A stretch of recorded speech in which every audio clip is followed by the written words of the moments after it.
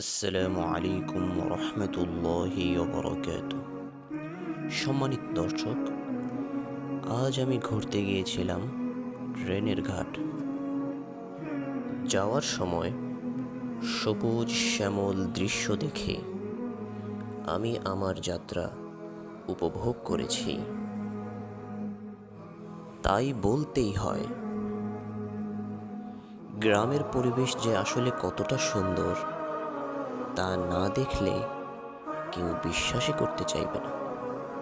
সবুজ শ্যামল মাঠ বন পেরিয়ে আমি গিয়ে পৌঁছলাম ড্রেনের ঘাট।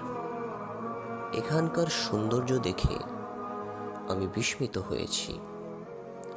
আল্লাহ তাআলা দুনিয়াটাকে কত সুন্দর করে সৃষ্টি করেছেন। সবুজ শ্যামল গাছপালা, পাশেই আছে নদী।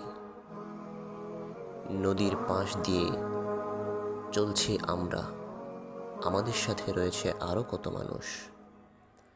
সত্যি আল্লাহ তাআলার সৃষ্টির কোনো তুলনা নেই।